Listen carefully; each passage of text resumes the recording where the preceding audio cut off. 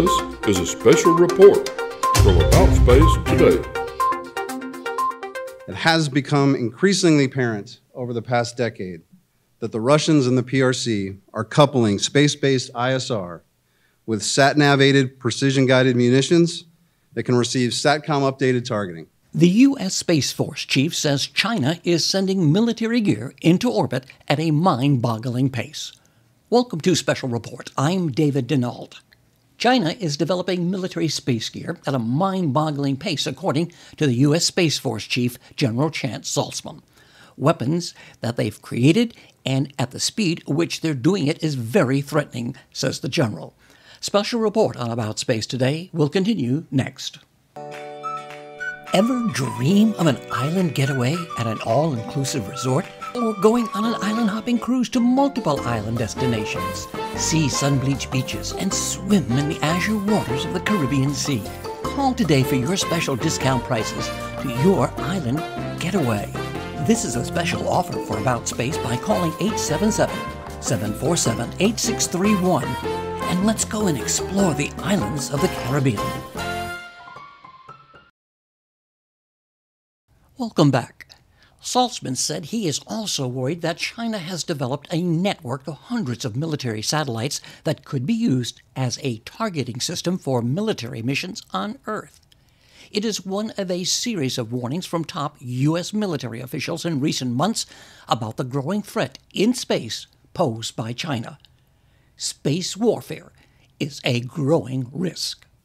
And we see an incredibly sophisticated array of threats, from the traditional SATCOM and GPS jammers to more destabilizing direct-to-sand anti-satellite weapons across almost every orbital regime, to on-orbit grapplers, optical dazzlers, directed energy weapons, and increasingly cyber attacks, both to our ground stations and the satellites themselves. It has become increasingly apparent over the past decade that the Russians and the PRC are coupling space-based ISR with sat-nav-aided precision-guided munitions that can receive SATCOM-updated targeting. Specifically, the PRC has more than 470 ISR satellites that are feeding a robust sensor, shooter, kill web, part of the fabled A2AD problem that most of us are familiar with. This new sensor-to-shooter kill web creates an unacceptable risk to our forward-deployed forces. This is something most of us are just not used to thinking about. Our lived experience in the Middle East was one of indirect mortars, rockets, IEDs, not 2,000-kilogram warheads delivered at Mach 5 by more ballistic missiles. We've gotten a taste of what it looks like from the 2020 Iranian attack on U.S. forces at Al-Assad airfield in Iraq, and more recently with the ongoing conflicts in both Gaza and Ukraine. So collectively, this rise in congestion and competition within the domain has led to a growing risk to our continued access to and operations within space. In the face of this unacceptable risk, the Space Force was established, a military service focused on addressing the challenges and opportunities we face in the space domain.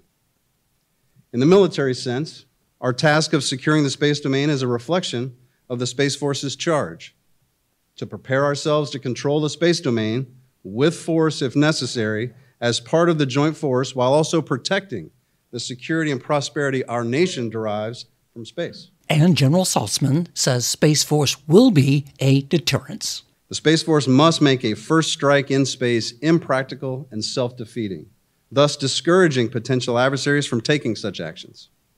The Space Force's resiliency efforts are to make preemptive attacks against space capabilities impractical, self-defeating. This means our forces must be able to defeat, absorb, and recover from attacks. We will continue to field defensive capabilities that protect space missions from attack and resilient capabilities that degrade gracefully if attacked. And finally, we must be prepared to undertake responsible counter-space campaigning. We must preserve our advantages without incentivizing rivals to escalate to destructive military activities in space. And should deterrence fail, Space Forces must be prepared to protect the nation and the joint force from space-enabled attack without generating hazardous debris. Striking this balance will require a wide range of measures to interrupt adversary targeting when necessary. Our adversaries must never be desperate enough or emboldened enough to pursue destructive combat operations in space. Space dominance has been an important issue for the Chinese premier, who has frequently expressed his desire for China to be a, quote, space power in all respects, end quote. In April, NASA Chief Bill Nelson warned that China was passing off military endeavors in space as civilian projects. However, it is believed that China is developing hypersonic guided vehicles and other weapons capable of evading air defense systems and satellite warnings. It has also developed technology capable of targeting U.S. satellites. About Space Today News will continue to follow the growing risk of space warfare. I'm David Denault. This has been a special report from About Space Today.